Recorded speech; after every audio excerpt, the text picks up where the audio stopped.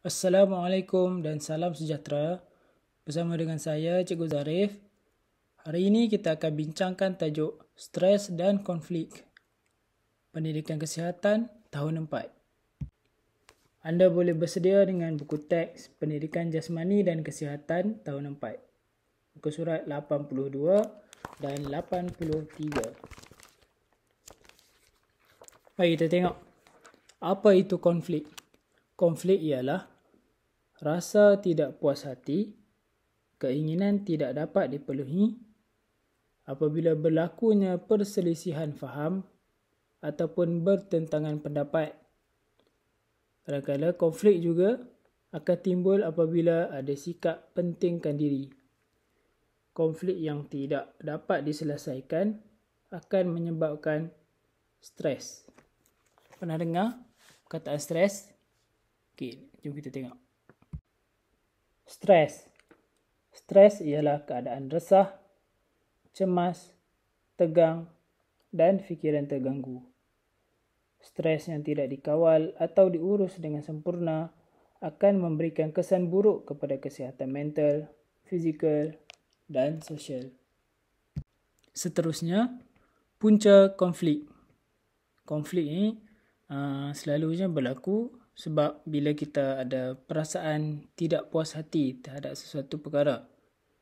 Baik, punca-punca konflik antaranya ialah salah faham, keinginan tidak dipenuhi, pendapat kita tidak diterima, persaingan, pentingkan diri, inginkan kesempurnaan dan konflik akan berlaku bila kita tidak menghormati hak orang lain.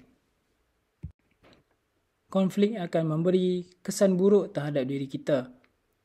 Mari kita lihat kesan-kesan konflik. Dendam, hubungan menjadi renggang, keganasan, panas baran dan ingin bersendirian. Okey. Ini ialah kesan bila konflik ni tak ditangani. Kita akan jadi orang yang pendendam, hubungan akan jadi renggang. Sama ada hubungan dengan kawan ataupun dengan keluarga akan menjadi renggang. Berlakunya keganasan. Kadang-kadang disebabkan konflik itulah berlakunya pergaduhan dekat sekolah.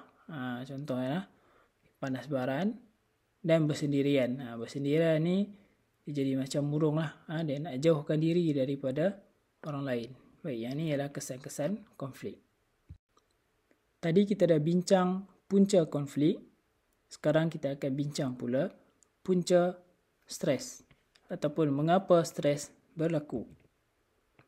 Yang pertama ialah apabila kita terlalu cepat mengalah, cuba memenuhi kehendak orang lain, kurang keyakinan diri,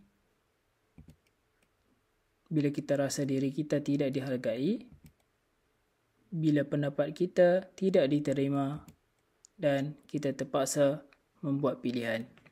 Yang ini ialah keadaan-keadaan yang meletakkan diri kita dalam keadaan stres disebabkan konflik tadi. Stres akan memberi kesan yang buruk kepada individu. Baik, kita tengok kat sini kesan stres.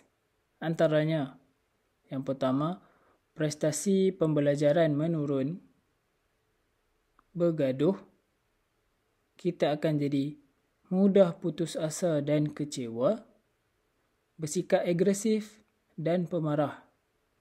Seterusnya, berasa malas dan tidak bertenaga, murung, serta kesihatan fizikal terganggu. Yang ini ialah kesan-kesan stres kepada kita. Terdapat dua jenis stres.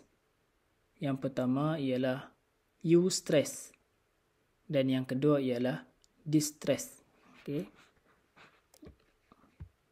Eustress, yang pertama, dan yang kedua ialah distress. Eustress ialah stres yang positif ke arah kebaikan. Manakala Distress ialah stres negatif yang menyebabkan kesihatan mental dan fizikal kita terganggu. 2 tips mudah untuk menangani stres. Yang pertama, kita perlulah bersikap terbuka jika pendapat tidak diterima. Dan yang kedua, kita perlu mengawal perasaan marah supaya tidak bergaduh. Terima kasih. Jangan lupa like dan subscribe channel YouTube Cikgu Zarif. Bye.